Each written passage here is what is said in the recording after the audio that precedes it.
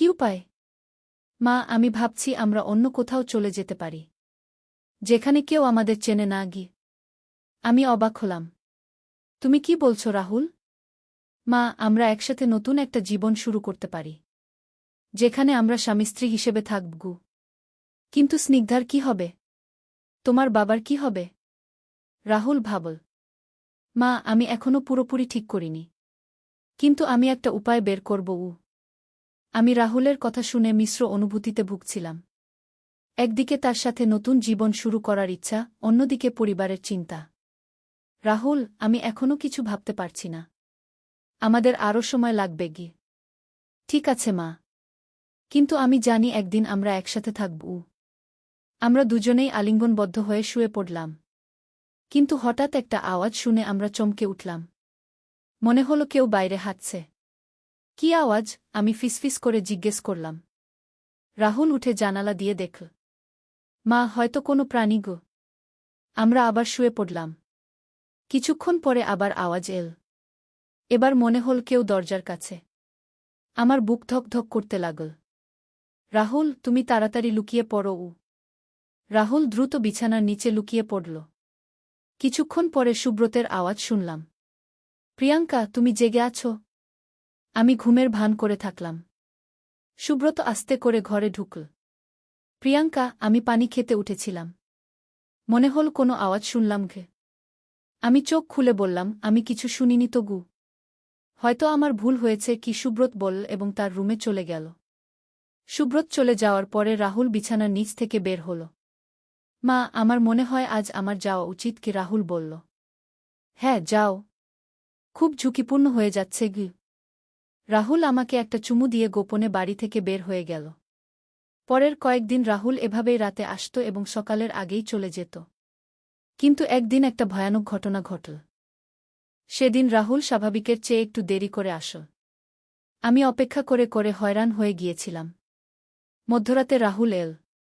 মা, আমি দেরি করার জন্য দুঃখিত। কোনো সমস্যা হয়েছিল? না, শুধু বন্ধুর বাড়িতে একটু দেরি হয়েছিল। আমরা স্বাভাবিক আমাদের সময় কাটাচ্ছিলাম। কিন্তু হঠাৎ ভোরের দিকে আমরা শুনলাম সুব্রত উঠে পড়েছে। রাহুল, তাড়াতাড়ি লুকিয়ে পড়ো, আমি ফিসফিস করলাম। কিন্তু এবার সুব্রত সরাসরি আমাদের রুমে এসে দরজায় নক করল। প্রিয়াঙ্কা, দরজা খোলো। আমার মাথা ঘুরে গেল। রাহুল কোথায় লুকাবে? রাহুল দ্রুত ওয়ার্ড্রোবের পেছনে লুকিয়ে পড়ল। আমি দরজা খুললাম। কি হয়েছে? সুব্রত ঘরে ঢুকে বলল, আমার মনে হচ্ছে ঘরে কে যেন আছে গু। আমার বুক ফেটে যাওয়ার অবস্থা। কি বলছ? কে থাকবে? সুব্রত ঘরের চারদিকে তাকাতে লাগল। তারপর ওয়ার্ড্রোবের দিকে এগিয়ে গেল। আমার মনে হলো আমি এখনই মরে যাব। কিন্তু ঠিক সেই মুহূর্তে স্নিগ্ধার চিৎকারের আওয়াজ শোনা গেল। মা! বাবা! সাহায্য! আমরা দুজনেই দৌড়ে স্নিগ্ধার রুমে গেলাম। দেখি স্নিগ্ধা খাটে বসে কাঁদছে। কি হয়েছে বাবা? সুব্রত জিজ্ঞেস করল। বাবা, আমি একটা খারাপ স্বপ্ন দেখেছি, স্নিগ্ধা কাঁদতে কাঁদতে বলল। আমি স্নিগ্ধাকে সান্ত্বনা দিতে লাগলাম। সুব্রত স্নিগ্ধার কাছে থাকল। এই ফাঁকে রাহুল গোপনে বাড়ি থেকে বের হয়ে গেল। সকালে স্নিগ্ধা স্কুলে গেল। সুব্রত অফিসে গেল। আমি ভাবলাম, আর কতদিন এভাবে চলবে? আর কতদিন আমরা এই ঝুঁকি নিয়ে থাকব? দুপুরে রাহুল ফোন করল। মা, গতরাতে কি হয়েছিল? বাবা সন্দেহ করছিলেন। কিন্তু স্নিগ্ধার জন্য রক্ষা হয়েছে গি। মা, আমার মনে হয় আমাদের আরও সাবধান হতে হবে। হ্যাঁ, বরং তুমি কয়েকদিন না এসেই থাকো গো। কিন্তু মা, আমি তোমার ছাড়া থাকতে পারব না গি। রাহুল, আমরা ধরা পড়ে গেলে সবকিছু শেষ হয়ে যাবে গু। রাহুল রাজি হল। পরের কয়েকদিন রাহুল আসল না। কিন্তু আমি তার জন্য পাগল হয়ে যাচ্ছিলাম। একদিন সুব্রত বলল, প্রিয়াঙ্কা, রাহুলের ট্যুর কবে শেষ? আরও 2 দিন। আমি বললাম। ও রাজি। আমি তাকে মিস করছি। আমিও রাহুলকে প্রচণ্ড মিস করছিলাম। 2 দিন পরে রাহুল ট্যুর থেকে ফিরে এল। কেমন ছিল ট্যুর? সুব্রত জিজ্ঞেস করল। খুব ভালো। অনেক কিছু দেখেছি। মা, বাবা চলে গেলে আমরা স্বাধীনভাবে থাকতে পারব। কোনো লুকোচুরি নেই গি। আমিও রাহুলের কথায় খুশি হলাম। সুব্রত চলে যাওয়ার আগে রাহুলকে বলল, রাহুল, আমি না থাকতে তুমি বাড়ির দায়িত্ব নেবে গু? অবশ্যই বাবা ঘু, রাহুল বলল। সুব্রত চলে যাওয়ার দিন আমরা তাকে বিমানবন্দরে দেখে এলাম। বাড়িতে ফিরে রাহুল আমাকে বলল, মা, এখন আমরা সত্যিকারের স্বামী স্ত্রীর মতো থাকতে পারব গু। তুমি কি বল? কিন্তু পরের দিন স্নিগ্ধা আবার প্রশ্ন করল, মা, রাহুল দাদা তোমাকে এত যত্ন করে কেন? ও তোমার জন্য রান্না করে, কেনাকাটা করে গি? আমি আরও বিব্রত হলাম। ও একটা ভালো ছেলে তো, তাই আমার যত্ন নেয় গু। স্নিগ্ধা মাথা নাড়ল। কিন্তু মা, আমার মনে হয় ও তোমাকে বাবার চেয়েও বেশি ভালোবাসে গি। এই কথা শুনে আমার বুক ধক ধক করতে লাগল। রাতে রাহুলকে স্নিগ্ধার কথা বললাম। মা, স্নিগ্ধা সন্দেহ করছে খু, রাহুল বলল। হ্যাঁ, আমাদের একটু সাবধান হতে হবে উ। মা, আমি একটা উপায় ভেবেছি গু। কি? স্নিগ্ধাকে কয়েকদিনের জন্য কোথাও পাঠিয়ে দিই গু। কোথায়? তোমার বোন রুমা দিদির বাড়িতে। বলব ও পড়াশোনায় মনোযোগ দিতে পারছে না, তাই পরিবেশ পরিবর্তনের জন্য গু। আমি ভাবলাম, এই পরিকল্পনা মন্দ নয়। পরের দিন রুমা দিদিকে ফোন করলাম। দিদি, স্নিগ্ধাকে কয়েকদিন তোমার কাছে পাঠাতে পারি? কেন? কোনো সমস্যা? না, ও পড়াশোনায় মনোযোগ দিতে পারছে না। ভাবলাম পরিবেশ পরিবর্তন করলে ভালো হবে গু। অবশ্যই পাঠা। স্নিগ্ধাকে আমি খুব পছন্দ করি গি। স্নিগ্ধাকে এই পরিকল্পনার কথা বললাম। সে খুশি হল। মা, আমি রুমা মাসির বাড়িতে যাব। কত দিনের জন্য? 1 সপ্তাহের জন্য উ। স্নিগ্ধা রুমা দিদির বাড়িতে চলে গেল। এখন আমি আর রাহুল সম্পূর্ণ একা। মা, এখন আমরা সত্যিকারের স্বামী স্ত্রীর মতো থাকতে পারব, রাহুল বলল। আমি রাহুলের কথায় লজ্জা পেলাম। কিন্তু একই সাথে আমি উত্তেজিত ছিলাম। সেই রাত থেকে আমরা দুজনে সত্যিকারের স্বামী স্ত্রীর মতো জীবনযাপন শুরু করলাম। আমি অনুভব করলাম এক নতুন জীবনের স্বাদ। রাহুল আমাকে যে ভালোবাসা দিচ্ছিল তা সুব্রতের থেকে অনেক বেশি। কয়েকদিন এভাবে কাটার পর রাহুল বলল, মা, আমি চাই আমরা সারা জীবন এভাবে থাকি গু। কিন্তু তোমার বাবা ফিরে এলে কি হবে? মা, আমি তোমাকে একটা প্রস্তাব দিই গু। কি প্রস্তাব? রাহুল আমার হাত ধরে বলল, মা, আমরা এখান থেকে চলে যাই। অন্য কোনো শহরে, যেখানে কেউ আমাদের চেনে না গি। কিন্তু রাহুল। মা, আমি সব ব্যবস্থা করেছি। আমার এক বন্ধু কলকাতায় একটা ভালো চাকরির ব্যবস্থা করে দিয়েছে। আমরা সেখানে গিয়ে নতুন পরিচয়ে স্বামী স্ত্রী হিসেবে থাকতে পারি গু। আমি অবাক হলাম। তুমি এত কিছু পরিকল্পনা করেছ? হ্যাঁ মা। আমি চাই তুমি আমার সাথে একটা সুখী জীবন কাটাও উ। আমি রাহুলের প্রস্তাব নিয়ে ভাবতে লাগলাম। একদিকে রাহুলের সাথে নতুন জীবনের লোভ, অন্যদিকে পরিবার ছেড়ে যাওয়ার কষ্ট। রাহুল, আমি সময় চাই ভাবতে গু। ঠিক আছে মা। কিন্তু বেশি সময় নেই। বাবা 3 মাস পরে ফিরে আসবেন গু। আমি জানতাম রাহুল ঠিক বলেছে। আমাকে শীঘ্রই সিদ্ধান্ত নিতে হবে। কিন্তু এই গল্পে এখানেই একটা অপ্রত্যাশিত মোড় এল। একদিন সকালে আমি খবরের কাগজ পড়ছিলাম। হঠাৎ একটা খবর দেখে আমার চোখ কপালে উঠে গেল। খবরটা ছিল একটা পুরানো প্রত্নতাত্ত্বিক নিদর্শন আবিষ্কারের। কিন্তু সেই খবরের সাথে যে ছবিটা ছাপা হয়েছিল সেটা দেখে আমি হতবাক হয়ে গেলাম। ছবিতে একটা প্রাচীন মূর্তি ছিল। মূর্তিটা ছিল একজন মহিলার, যার হাতে একটা অদ্ভুত আকৃতির পাথর। আমি এই মূর্তিটা আগেও দেখেছি। কোথায় দেখেছি সেটা মনে করার চেষ্টা করলাম। হঠাৎ মনে পড়ে গেল, এই মূর্তিটা আমি স্বপ্নে দেখেছিলাম। যেই স্বপ্নে আমি রাহুলের সাথে। আমার গা ছমছম করে উঠল। খবরে লেখা ছিল এই মূর্তিটা পাওয়া গেছে আমাদের এলাকারই একটা পুরানো মন্দিরের নিচে। মূর্তিটার বয়স প্রায় 1000 বছর। আরও লেখা ছিল স্থানীয় লোকজনের মতে এই মূর্তিটা একটা অভিশপ্ত মূর্তি। যে কেউ এর প্রভাবে পড়ে অস্বাভাবিক আচরণ করে। আমি পুরো খবরটা পড়লাম। এতে লেখা ছিল কয়েকশো বছর আগে এই এলাকার একটা পরিবারে অদ্ভুত ঘটনা ঘটেছিল। সেই পরিবারের মা আর ছেলের মধ্যে একটা অস্বাভাবিক সম্পর্ক তৈরি হয়েছিল। আমার মাথা ঘুরে গেল। এটা কি কাকতালীয় নাকি? আমি রাহুলকে ডাকলাম। রাহুল, এইদিকে আসো গো। রাহুল এসে জিজ্ঞেস করল, কি হয়েছে মা? আমি তাকে খবরটা দেখালাম। রাহুল খবরটা পড়ল। কিছুক্ষণ পরে সে বলল, মা, এটা শুধু একটা কাকতালীয় ঘটনা গু। কিন্তু রাহাবাজার থেকে ভারী কেনাকাটা নিয়ে রিকশায় উঠেছিলাম ছেলের সাথে। রিকশাওয়ালা বলল, ভাইজা নদীর ধারে সেই গা। প্রথম অধ্যায় শুরুজাত। পদ্মা নদীর ধারে একটা ছোট্ট গ্রাম ছিল, নাম তার রূপসী গ্রাম। গ্রামের নাম শুনলেই মনে হতো কত সুন্দর হবে। আর সত্যিই গ্রামটা ছিল অপূর্ব সুন্দর। সবুজ ধানক্ষেত, নারিকেল আর সুপারি গাছের সারি, আর নদীর শীতল হাওয়া, সব মিলিয়ে এক স্বর্গের মতো জায়গা। এই গ্রামেই থাকত একটা ছেলে, নাম তার আলম। বয়স তখন 17 কি 18 হবে।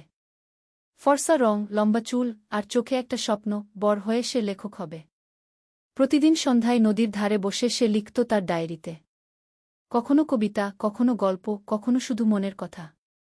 আলমের বাবা মোক্তার সাহেব ছিলেন গ্রামের স্কুলের প্রধান শিক্ষক। মা রহিমা বেগম ছিলেন একজন নরম মনের মহিলা, যিনি সবসময় সবার জন্য রান্না করতেন। তাদের ছোট্ট টিনের চালের বাড়িটা ছিল গ্রামের মাঝখানে। আলমের একটা ছোট বোন ছিল, সামিয়া। বয়স তার 10 বছর। চঞ্চল, দুষ্টু, কিন্তু খুব মিষ্টি। সে সবসময় ভাইয়ের পিছন পিছন ঘুরত। ভাইয়া, আমাকে নিয়ে চলো না। এই ছিল তার প্রিয় সংলাপ। দ্বিতীয় অধ্যায় নতুন প্রতিবেশী। একদিন গ্রামে নতুন একটা পরিবার এলো। তারা ঢাকা থেকে এসেছিল। বাবা একজন সরকারি চাকরিজীবী, বদলি হয়ে এই উপজেলায় এসেছেন। তাদের সাথে ছিল একটা মেয়ে, নাম তার তানিয়া। তানিয়া ছিল আলমের সমবয়সী। লম্বা চুল, বড় বড় চোখ, আর মুখে সবসময় একটা হাসি। সে ছিল খুবই পড়ুয়া। বই পড়তে তার খুব ভালো লাগত। প্রথম দিন যখন সে গ্রামের স্কুলে ভর্তি হল, তখন সবাই অবাক হয়ে তাকে দেখছিল। শহুরে মেয়ে, কিন্তু কোনো অহংকার নেই। আলম আর তানিয়ার প্রথম দেখা হয়েছিল স্কুলের লাইব্রেরিতে। দুজনেই একই বই খুঁজছিল, রবীন্দ্রনাথের গোরাগু। তুমিও রবীন্দ্রনাথ পড়ো? আলম জিজ্ঞেস করেছিল। হ্যাঁ, আমার খুব প্রিয়। তুমি? তানিয়া হেসে জবাব দিয়েছিল। সেই থেকে তাদের বন্ধুত্ব শুরু। প্রতিদিন স্কুলে, লাইব্রেরিতে, আর কখনো কখনো নদীর ধারে বসে তারা গল্প করত। সাহিত্য নিয়ে, জীবন নিয়ে, স্বপ্ন নিয়ে। তৃতীয় অধ্যায় স্বপ্নের কথা।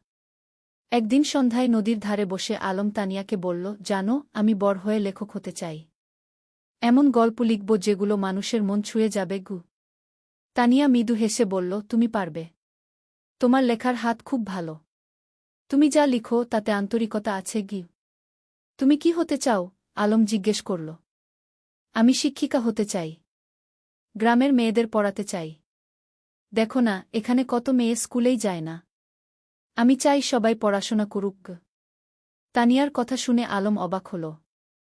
এতটা সরল, এতটা নিঃস্বার্থ স্বপ্ন। তুমি সত্যিই অসাধারণ, আলম বলল। তানিয়া লজ্জা পেয়ে বলল, আরে না, আমি সাধারণ। তবে হ্যাঁ, আমি মানুষের জন্য কিছু করতে চাই। সেদিন থেকে আলমের মনে তানিয়ার জন্য একটা বিশেষ জায়গা তৈরি হল।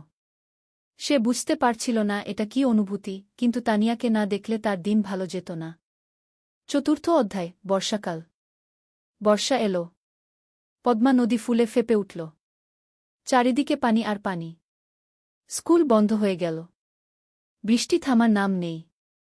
একদিন সন্ধ্যায় আলম দেখল তানিয়া তাদের বাড়ির সামনে দাঁড়িয়ে আছে, ভিজে একদম। কি হয়েছে? এভাবে বৃষ্টিতে ভিজে আসলে কেন? আলম চিন্তিত হয়ে জিজ্ঞেস করল। আমার বই। আমার প্রিয় বইটা। আমি নদীর ধারে রেখে এসেছিলাম। পানিতে ভেসে যাবে কি? তানিয়া কাঁদো কাঁদো স্বরে বলল। আলম কিছু না ভেবে ছাতা নিয়ে বেরিয়ে পড়ল। বৃষ্টি তখন মুষলধারে পড়ছে। সে নদীর ধারে গিয়ে দেখল তানিয়ার বইটা একটা পাথরের নিচে চাপা পড়ে আছে, কিন্তু পানি প্রায় সেখানে পৌঁছে গেছে। সে দ্রুত বইটা তুলে নিল। সৌভাগ্যবশত বইটা পুরোপুরি ভিজেনি।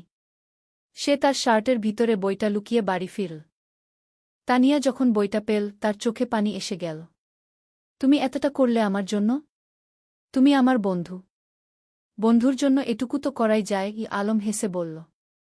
সেদিন থেকে তানিয়াও বুঝতে পারল, আলম তার কাছে শুধু একজন বন্ধু নয়, আরও বেশি কিছু। পঞ্চম অধ্যায় গ্রামের মেলা। শরৎকাল এলো। গ্রামে বড় মেলা বসল। নৌকা বাইচ, পুতুল নাচ, জারি গান, কত কিছু।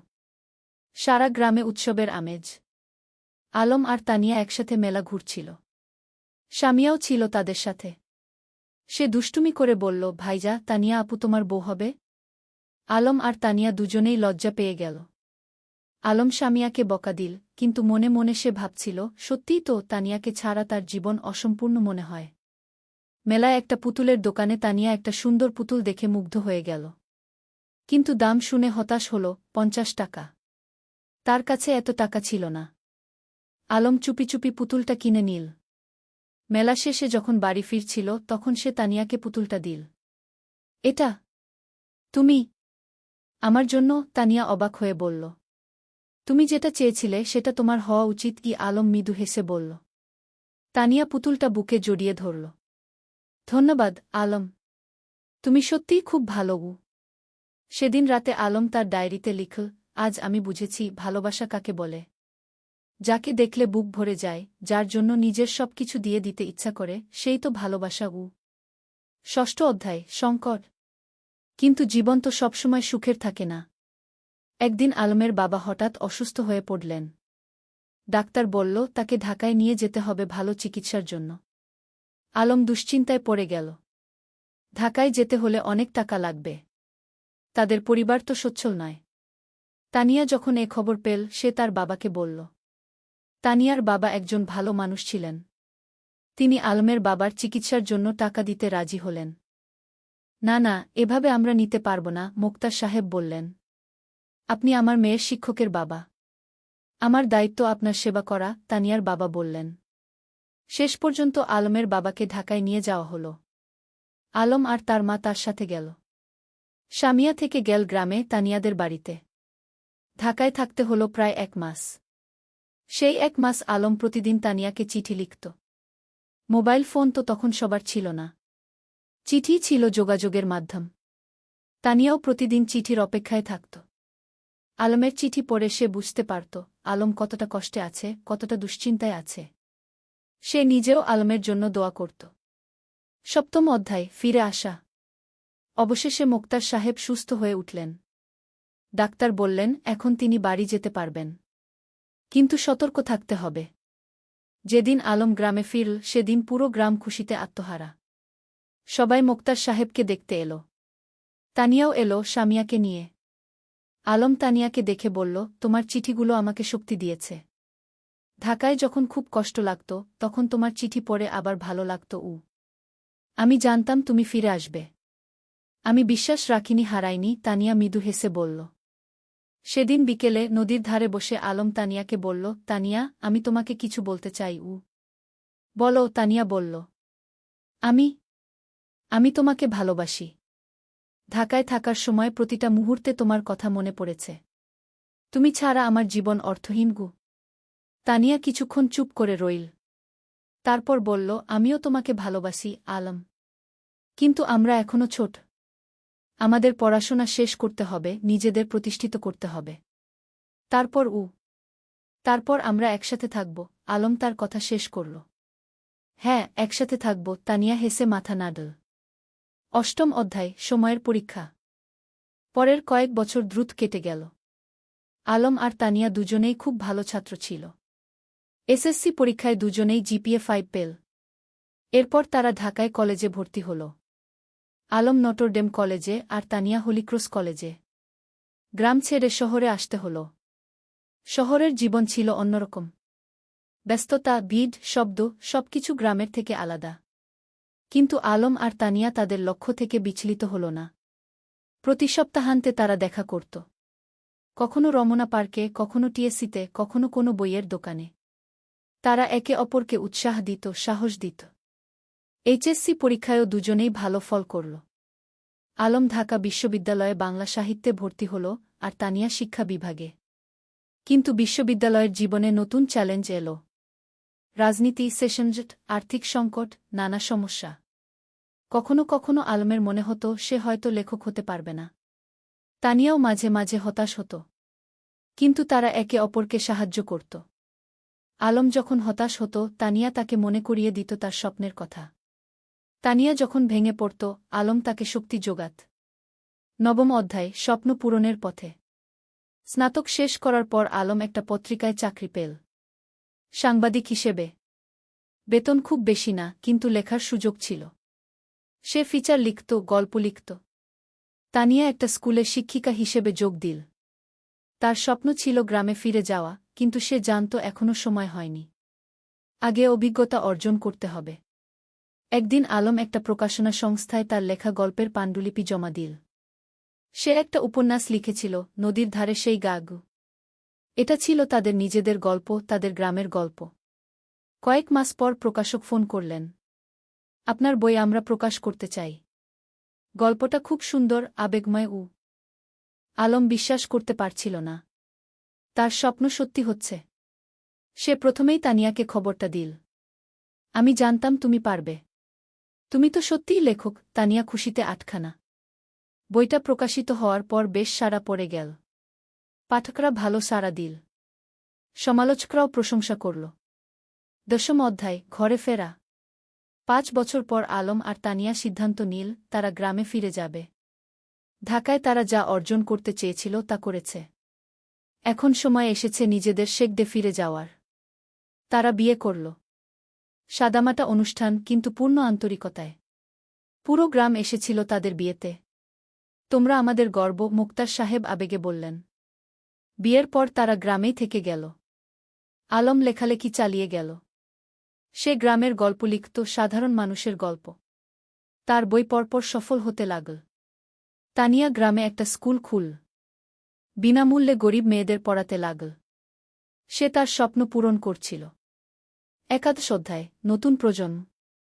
3 বছর পর তাদের একটা মেয়ে হল। নাম রাখল রূপা। ছোট্ট, ফুটফুটে, ঠিক যেন তানিয়ার মতো। রূপা বড় হতে লাগল গ্রামের মুক্ত পরিবেশে। নদীর ধারে খেলা, মাঠে দৌড়ানো, গাছে চড়া, সবকিছু। আলম তাকে গল্প শোনাত, তানিয়া তাকে পড়াত। একদিন রূপা জিজ্ঞেস করল, বাবা, তুমি আর মা কিভাবে পরিচিত হলে? আলম হেসে বলল, সেটা একটা লম্বা গল্প মা। একদিন তোমাকে পুরো গল্প শোনাবগু। এখন শোনাও না, রূপা জেদ করল। আলম তানিয়ার দিকে তাকাল। তানিয়া হেসে মাথা নাড়ল। ঠিক আছে, শোনো তাহলে। অনেক বছর আগে এই নদীর ধারে 2টো ছেলে মেয়ে পরিচিত হয়েছিল। অধ্যায়, পূর্ণতা। বছর কেটে গেল। আলমের বই এখন দেশজুড়ে জনপ্রিয়। সে একজন প্রতিষ্ঠিত লেখক। কিন্তু খ্যাতি তাকে বদলায়নি। সে এখনও সেই সরল, বিনলি আলম। তানিয়ার স্কুল এখন বড় হয়েছে। শত শত মেয়ে সেখানে পড়ছে। অনেকে এখন কলেজে, বিশ্ববিদ্যালয়ে। তানিয়া তাদের সবার কাছে একজন আদর্শ। একদিন সন্ধ্যায় নদীর ধারে বসে আলম তানিয়াকে বলল, তুমি জানো, এই জায়গাটাই আমার সবচেয়ে প্রিয়। এখানেই আমরা প্রথম একসাথে বসেছিলাম, স্বপ্নের কথা বলেছিলাম। আর এখন সেই স্বপ্ন পূরণ হয়েছে, তানিয়া বলল। শুধু পূরণই না, আরও বেশি কিছু পেয়েছি। তোমাকে পেয়েছি, রূপাকে পেয়েছি, এই সুন্দর জীবনটা পেয়েছি। রূপা তখন দৌড়ে এসে তাদের কোলে বসল।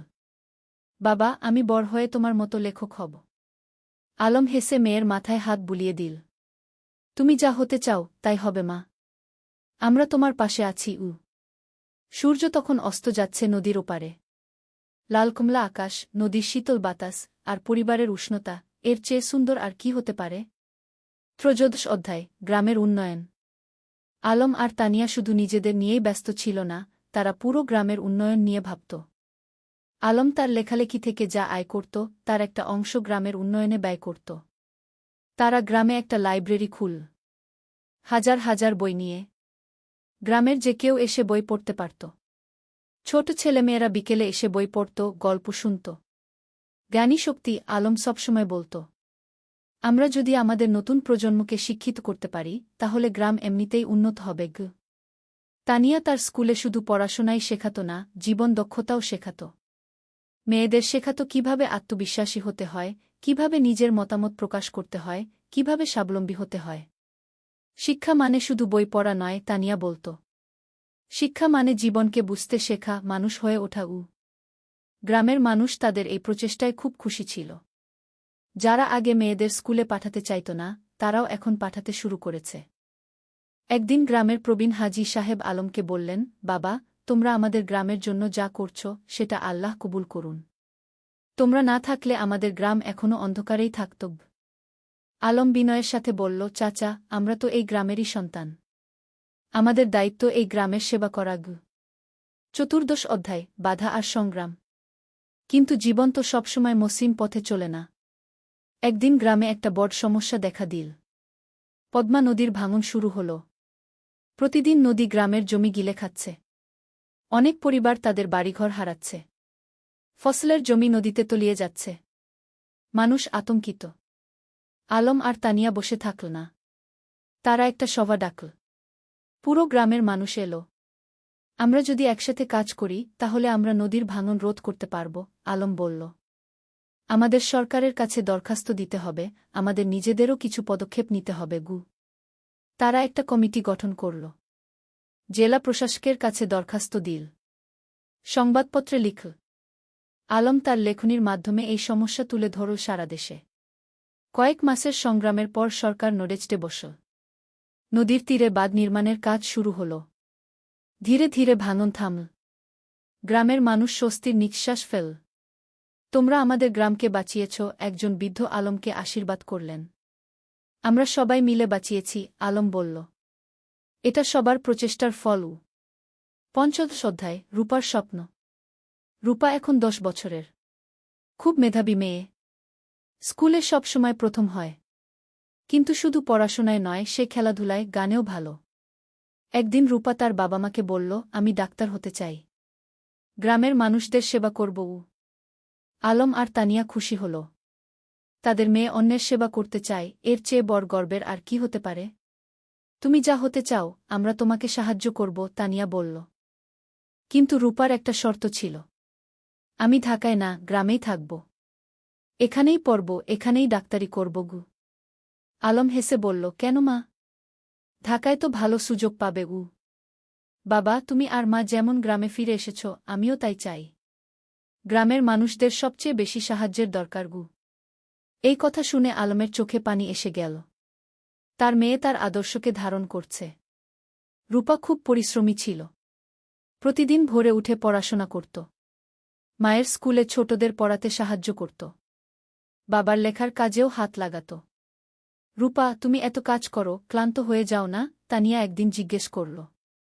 না মা, আমি যখন মানুষের উপকার করি তখন আমার ভালো লাগে। ক্লান্তি লাগে না, রূপা হেসে জবাব দিল। ষোড়শ অধ্যায়, পুরস্কার। আলমের লেখালেখি এখন দেশের সীমা পেরিয়ে গেছে। তার বই অনুবাদ হয়েছে বিভিন্ন ভাষা। বিদেশেও পাঠক তৈরি হয়েছে। একদিন একটা খবর এলো। আলম জাতীয় সাহিত্য পুরস্কার পেতে যাচ্ছে। এটা দেশের সর্বোচ্চ সাহিত্য পুরস্কার। পুরো গ্রাম আনন্দে উদ্বেলিত। আমাদের আলম জাতীয় পুরস্কার পাবে, সবাই গর্ব করে বলতে লাগল। পুরস্কার দেওয়ার অনুষ্ঠান হল ঢাকায়। প্রধানমন্ত্রী নিজে পুরস্কার তুলে দিলেন আলমের হাতে। আপনার লেখা আমাদের গ্রামবাংলার প্রকৃত চিত্র তুলে ধরে, প্রধানমন্ত্রী বললেন। আপনি দেশের গর্ব। আলম বিনয়ের সাথে পুরস্কার নিল। তার মনে পড়ল সেই দিনগুলোর কথা, যখন সে নদীর ধারে বসে স্বপ্ন দেখত লেখক হওয়ার। পুরস্কার পাওয়ার পর আলম একটা বক্তৃতা দিল। এই পুরস্কার শুধু আমার একার নয়। এটা আমার স্ত্রী তানিয়ার, আমার মেয়ে রূপার, আমার গ্রামের সব মানুষের। তারা আমাকে অনুপ্রাণিত করেছে, সাহস দিয়েছে গি। তানিয়ার চোখে খুশির অশ্রু। তার স্বামী এত বড় সম্মান পেল, কিন্তু তবুও সে নিজের কৃতিত্ব সবার সাথে ভাগ করে নিচ্ছে। সপ্তদশ অধ্যায়, তানিয়ার স্বীকৃতি। আলমের পুরস্কার পাওয়ার ১ বছর পর তানিয়াও একটা সম্মান পেল। সরকার তাকে সেরা শিক্ষক পুরস্কার দিল। তার স্কুল থেকে যে মেয়েরা বের হয়ে গেছে তারা এখন বিভিন্ন ক্ষেত্রে প্রতিষ্ঠিত। কেউ ডাক্তার, কেউ ইঞ্জিনিয়ার, কেউ শিক্ষক, কেউ উদ্যোক্তা। পুরস্কার নেওয়ার সময় তানিয়া বলল, আমি শুধু বীজ বপন করেছি। এই মেয়েরাই আমার আসল পুরস্কার। তারা নিজেদের প্রতিষ্ঠিত করেছে, সমাজে অবদান রাখছে গি। তার স্কুলের একজন প্রাক্তন ছাত্রী, যে এখন একজন সফল ব্যবসায়ী, মঞ্চে উঠে এসে বলল, ম্যাডাম না থাকলে আমি আজ এখানে থাকতাম না। তিনি আমাকে শুধু পড়াশোনাই শেখাননি, আত্মবিশ্বাস শিখিয়েছেন গু। রূপা তখন মঞ্চের নিচে বসে মায়ের দিকে তাকিয়েছিল, গর্বিত চোখে। আমার মা সত্যিই সেরা, সে মনে মনে বলল। অষ্টাদশ অধ্যায়, সময়ের প্রবাহ। আরও কয়েক বছর কেটে গেল। রূপা এখন ৮ম শ্রেণীতে। খুব ভালো ছাত্রী। তার স্বপ্ন ডাক্তার হওয়ার, সেই স্বপ্ন এখনও অটুট। আলম এখনও লিখে যাচ্ছে। তার নতুন একটা উপন্যাস বের হল, জোছনা রাতের স্বপ্ন। এটাও বেশ জনপ্রিয় হল। তানিয়ার স্কুল এখন অনেক বড়। ৩০০ জন ছাত্রী, ১০ জন শিক্ষক। একটা পূর্ণাঙ্গ শিক্ষা প্রতিষ্ঠান। গ্রামটাও অনেক বদলে গেছে। এখন পাকা রাস্তা, বিদ্যুৎ, স্বাস্থ্যকেন্দ্র সবকিছু আছে। কিন্তু গ্রামের আত্মা, সেই সারল্য, সেই ভালোবাসা, সেটা আছে অক্ষুণ্ণ। একদিন সন্ধ্যায় পুরো পরিবার নদীর ধারে বসেছিল। আলম, তানিয়া, রূপা আর শামিয়া। শামিয়া এখন বিবাহিত, তার একটা ছেলে আছে। ভাইয়া, মনে আছে যখন আমি ছোট ছিলাম, তুমি আর ভাবি এখানে বসে গল্প করতে? শামিয়া হেসে বলল। মনে আছে, আলম হেসে বলল। সেই সময়গুলো কত সুন্দর ছিল। এখনকার সময়ও কম সুন্দর নয়, তানিয়া বলল। আমরা একসাথে আছি, সুস্থ আছি, খুশি আছি, এর চেয়ে বড় সৌভাগ্য আর কি? রূপা বলল, বাবা, তোমার আর মায়ের মতো আমিও একজন ভালো মানুষকে জীবনসঙ্গী হিসেবে পেতে চাই। আলম মেয়ের মাথায় হাত রেখে বলল, তুমি পাবে মা। তবে তার আগে তোমার স্বপ্ন পূরণ করো। ডাক্তার হও। তারপর জীবনসঙ্গী খুঁজবে। 49 অধ্যায়, নতুন চ্যালেঞ্জ। রূপা এসএসসি পরীক্ষা দিল। ফলাফল বেরোল, জিপিএ 5। পুরো গ্রাম খুশি। আলম আর তানিয়া গর্বিত। কিন্তু এখন একটা বড় সিদ্ধান্ত নিতে হবে। রূপা ডাক্তার হতে চায়, আর তার জন্য তাকে মেডিকেল কলেজে ভর্তি হতে হবে। কিন্তু গ্রামে তো মেডিকেল কলেজ নেই। বাবা, আমি ঢাকা মেডিকেলে ভর্তি হতে চাই, রূপা বলল। আলম একটু চিন্তিত হল। কিন্তু তুমি তো বলেছিলে গ্রামে থাকবে। হ্যাঁ বাবা, আমি গ্রামে ফিরে আসব। কিন্তু ভালো ডাক্তার হতে হলে ভালো প্রতিষ্ঠান থেকে পড়তে হবে। আমি 5 বছর ঢাকায় থাকব, তারপর ফিরে আসব এবং গ্রামে একটা হাসপাতাল খুলব। তানিয়া বলল, মেয়েটা ঠিকই বলছে। আমরাও তো ঢাকায় গিয়ে পড়াশোনা করেছিলাম। তারপর ফিরে এসেছি। রূপা ঢাকা মেডিকেল কলেজে ভর্তি হল। প্রথম দিকে গ্রাম ছেড়ে যেতে খুব কষ্ট হচ্ছিল, কিন্তু সে জানত এটা তার লক্ষ্যের জন্য প্রয়োজন। আলম আর তানিয়া প্রতি মাসে ঢাকায় যেত মেয়েকে দেখতে। রূপা ফোনে প্রতিদিন কথা বলত। 20 অধ্যায়, পরিবারের বন্ধন। 5 বছর খুব দ্রুত কেটে গেল। রূপা ডাক্তার হয়ে গেল। এমবিবিএস পাস করল ভালো ফলসহ। এখন তার সামনে অনেক সুযোগ। ঢাকার বড় বড় হাসপাতাল তাকে চাকরির অফার দিচ্ছে। কিন্তু রূপার লক্ষ্য অন্য। বাবা, আমি গ্রামে ফিরে আসছি, রূপা ফোনে বলল। তুমি নিশ্চিত? ঢাকায় তো অনেক ভালো সুযোগ, আলম বলল। বাবা, আমার স্বপ্ন তো ঢাকায় বড় ডাক্তার হওয়া নয়। আমার স্বপ্ন গ্রামের মানুষের সেবা করা। রূপা গ্রামে ফিরে এলো। গ্রামের মানুষ তাকে মাথায় করে নিয়ে এলো। আমাদের নিজের ডাক্তার। সে একটা ছোট ক্লিনিক খুল। বিনামূল্যে গরিব মানুষদের চিকিৎসা দিতে লাগল। যাদের সামর্থ্য আছে তারা দিত। যাদের নেই তাদের কাছ থেকে কিছু নিত না। তুমি কিভাবে চালাবে এভাবে? আলম একদিন জিজ্ঞেস করল। বাবা, তুমি তো লেখক হয়েছ মানুষের সেবা করার জন্য, মা শিক্ষিকা হয়েছে সেবার জন্য। আমিও তাই। টাকা পয়সা পরে দেখা যাবে। আলম মেয়েকে জড়িয়ে ধরল। তুমি আমাদের গর্ব। 21 অধ্যায়, নতুন সঙ্গী। রূপা যখন ক্লিনিকে ব্যস্ত, তখন একদিন একজন তরুণ ডাক্তার এলো। তার নাম ফাহিম। সে ঢাকা থেকে এসেছে গ্রামাঞ্চলে স্বেচ্ছাসেবা করতে। ফাহিম আর রূপা একসাথে কাজ করতে লাগল। দুজনেই একই স্বপ্ন দেখে, গ্রামের মানুষের সেবা করা। ধীরে ধীরে তাদের মধ্যে বন্ধুত্ব হল। তারপর সেই বন্ধুত্ব ভালোবাসায় রূপান্তরিত হল। একদিন ফাহিম আলমের কাছে এলো। চাচা, আমি রূপাকে বিয়ে করতে চাই। আলম হেসে বলল, তুমি কি রূপাকে জিজ্ঞেস করেছ? হ্যাঁ, সে রাজি, ফাহিম লজ্জা পেয়ে বলল। তানিয়া খুশিতে আটখানা। আমার মেয়ে একজন ভালো মানুষ পেয়েছে। রূপা আর ফাহিমের বিয়ে হল। সাদামাটা কিন্তু আন্তরিক অনুষ্ঠান। পুরো গ্রাম এসেছিল। বিয়ের পর তারা দুজন মিলে ক্লিনিক চালাতে লাগল। তারা স্বপ্ন দেখে গ্রামে একটা বড় হাসপাতাল করার। 20 অধ্যায়, 3 প্রজন্ম। 2 বছর পর রূপার একটা ছেলে হল। নাম রাখল আয়ান। আলম আর তানিয়া দাদা-দাদি হল। দেখো আমাদের নাতি, আলম আবেগে বলল। তানিয়া শিশুটিকে কোলে নিয়ে বলল, এই শিশু আমাদের ভবিষ্যৎ।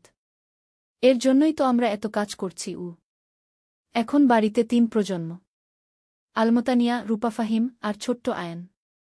প্রতিদিন সন্ধ্যায় তারা একসাথে বসে। আলম গল্প বলে, তানিয়া গান শোনায়, রূপা দিনের কাজের গল্প বলে। একদিন আয়ান যখন একটু বড় হল, সে জিজ্ঞেস করল, দাদু, তুমি কি করো? আলম হেসে বলল, আমি গল্প লিখি, নাতুগু। আমাকে একটা গল্প বলো না। ঠিক আছে, শোনো তাহলে। অনেক বছর আগে এই নদীর ধারে কি, আর এভাবেই চলতে থাকে জীবনের গল্প প্রজন্ম থেকে প্রজন্মে। 23 অধ্যায়, উত্তরাধিকার। আলম এখন 60 পেরিয়ে গেছে। চুলদাড়ি পেকে গেছে। কিন্তু লেখার হাত এখনও অক্ষুণ্ণ। সে এখনও প্রতিদিন লেখে। তানিয়াও এখন অবসর নিয়েছে স্কুল থেকে। কিন্তু মাঝে মাঝে যায় ছাত্রীদের সাথে দেখা করতে। একদিন আয়ান, যে এখন 5 বছরের, দাদুকে জিজ্ঞেস করল, দাদু, তুমি কত বই লিখেছ? প্রায় 20টা, আলম বলল। আমিও বড় হয়ে লেখক হব, আয়ান বলল। রূপা হেসে বলল, তুমি যা হতে চাও তাই হবে গি। আলম নাতিকে কোলে নিয়ে বলল, লেখক হওয়া মানে শুধু বই লেখা নয় বাবা। লেখক হওয়া মানে মানুষের কথা বলা, সত্য বলা, ভালোবাসা ছড়িয়ে দেওয়া গি। আমি সব করব, আয়ান উৎসাহিত হয়ে বলল। তানিয়া নাতিকে আদর করে বলল, তুমি করবে, আমরা জানি গি। 24 অধ্যায়, গ্রামের হাসপাতাল। রূপা আর ফাহিমের স্বপ্ন ছিল গ্রামে একটা বড় হাসপাতাল খোলার। তারা কয়েক বছর ধরে টাকা জমিয়ে রাখছিল। আলমও তার রয়্যালটির একটা অংশ দিয়েছিল। অবশেষে সেই দিন এলো। তারা একটা 3তলা হাসপাতাল তৈরি করল। নাম দিল রূপসী হাসপাতাল। উদ্বোধনের দিন পুরো জেলা থেকে মানুষ এলো। স্বাস্থ্যমন্ত্রী নিজে এসে উদ্বোধন করলেন। এই হাসপাতাল শুধু একটা স্বাস্থ্যসেবা কেন্দ্র নয়, মন্ত্রী বললেন। এটা একটা স্বপ্নের বাস্তবায়ন। ডা রূপা আর ডা ফাহিম যা করেছেন সেটা অনুকরণীয় গু। হাসপাতালে 10টা বেড, অপারেশন থিয়েটার, ল্যাবরেটরি, সবকিছু আছে। আর সবচেয়ে বড় কথা, গরিবদের জন্য বিনামূল্যে চিকিৎসার ব্যবস্থা। আলম গর্বে বুক ফুলিয়ে বলল, আমার মেয়ে যা করেছে আমি কলম দিয়ে তা করতে পারিনি গু। তুমি কলম দিয়ে মানুষের মন ছুঁয়েছ, আমি হাত দিয়ে মানুষের শরীর সারাচ্ছি। দুটোই সমান গুরুত্বপূর্ণ, রূপা বলল। 25 অধ্যায়, প্রত্যাবর্তন। একদিন গ্রামে একটা আশ্চর্য ঘটনা ঘটল। যে ছেলেটা 30 বছর আগে গ্রাম ছেড়ে আমেরিকায় গিয়েছিল সে ফিরে এলো। তার নাম জামিল। সে আমেরিকায় একজন সফল ব্যবসায়ী। কিন্তু বয়স হয়েছে, এখন শেখদে ফিরতে চায়। জামিল আলমের সাথে দেখা করতে এলো। আমি তোমার বই পড়েছি আমেরিকায় বসে। সেই বই পড়ে আমার গ্রামের কথা মনে পড়ে গেল। তাই ফিরে এলাম ঘ। স্বাগতম, আলম হাসি মুখে বলল। জামিল বলল, আমি এই গ্রামের জন্য কিছু করতে চাই। তুমি কি পরামর্শ দাও? আলম ভাবল একটু। তারপর বলল, গ্রামে একটা কারিগরি প্রশিক্ষণ কেন্দ্র খোলো। যুবকদের হাতে কলমে কাজ শেখাও। তাহলে তারা চাকরি পাবে, স্বাবলম্বী হবে গু। জামিল খুশি হল।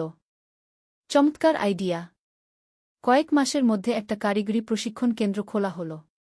সেখানে ছেলেমেয়েরা কম্পিউটার, ইলেকট্রনিক্স, সেলাই, রান্না, নানা বিষয়ে প্রশিক্ষণ পেতে লাগল। এভাবে একে একে গ্রামে নতুন নতুন সুবিধা যুক্ত হতে লাগল। কেউ ফিরে এসে স্কুলে দান করল, কেউ রাস্তা বানিয়ে দিল, কেউ মসজিদ মন্দির সংস্কার করল। আলম দেখছিল আর ভাবছিল, একজন মানুষ যদি ভালো কাজ শুরু করে তাহলে সেটা অন্যদেরও অনুপ্রাণিত করে কি। 26 অধ্যায়, পরবর্তী প্রজন্ম। আয়ান এখন 10 বছরের।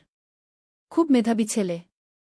সে দাদুর কাছে বসে গল্প শোনে, দাদির কাছে থেকে জীবনের পাঠ নেয়। একদিন স্কুলে একটা রচনা প্রতিযোগিতা হল। বিষয় ছিল আমার স্বপ্নের বাংলাদেশ গ। আয়ান লিখল, আমার স্বপ্নের বাংলাদেশে সবাই শিক্ষিত হবে। কেউ অসুস্থ হলে চিকিৎসা পাবে। কেউ গরিব থাকবে না। সবাই একসাথে মিলেমিশে থাকবে। আমার দাদু বলেন, স্বপ্ন দেখতে হয় বড়, তারপর সেই স্বপ্ন পূরণের জন্য কাজ করতে হয় গে। আয়ান প্রথম হল। পুরস্কার পেল। আলম নাতির রচনা পড়ে চোখ ভিজিয়ে ফেল। আমাদের শিক্ষা বৃথা যায়নি।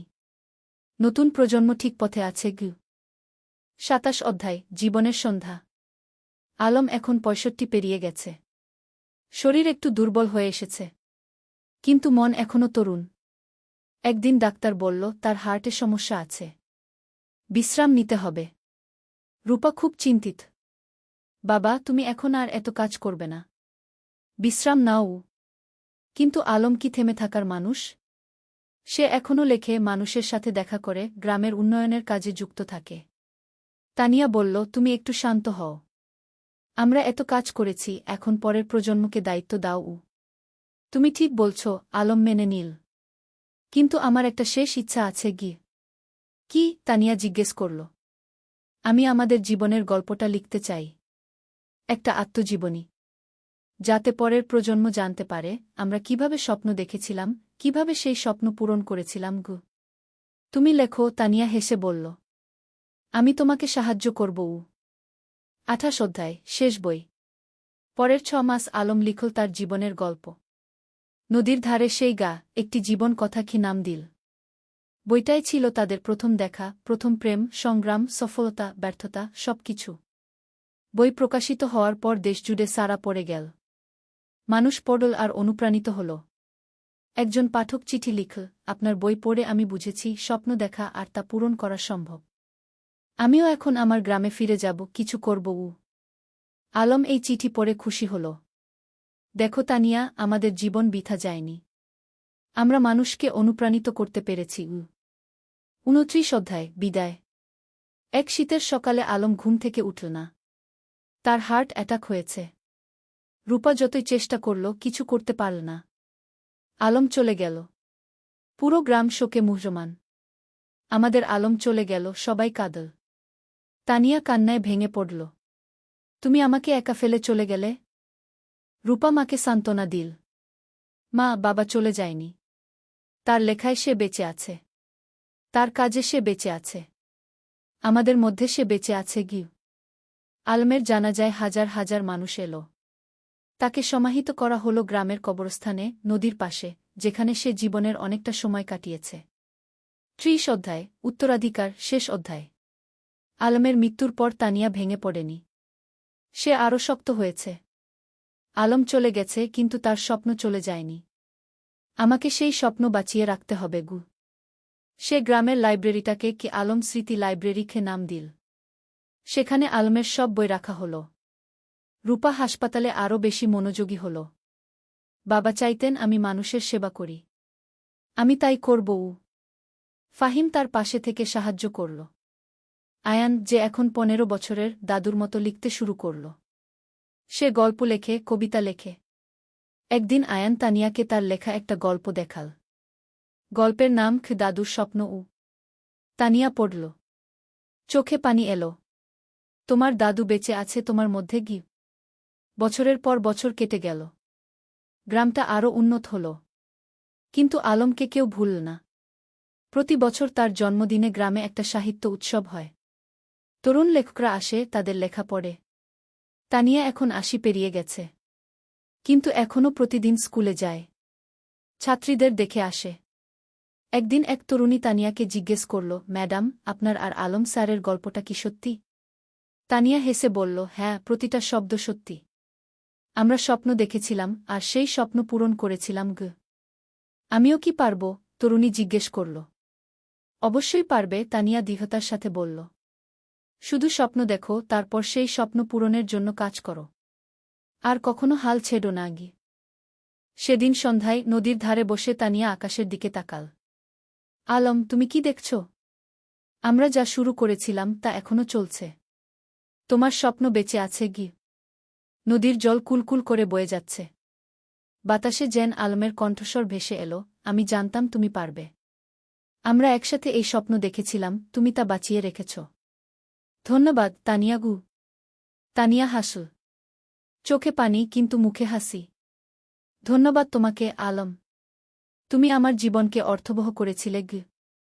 সমাপ্তি। এই ছিল আলম আর তানিয়ার গল্প। দুটো সাধারণ মানুষ, যারা অসাধারণ স্বপ্ন দেখেছিল। আর সেই স্বপ্ন শুধু নিজেদের জন্যই ছিল না, ছিল সবার জন্য। আজও রূপসী গ্রামে যদি যাও, দেখবে আলম স্মৃতি লাইব্রেরি, তানিয়া বালিকা বিদ্যালয়, রূপসী হাসপাতাল, সবকিছু দাঁড়িয়ে আছে। এগুলো শুধু ভবন নয়, এগুলো স্বপ্নের বাস্তবায়ন।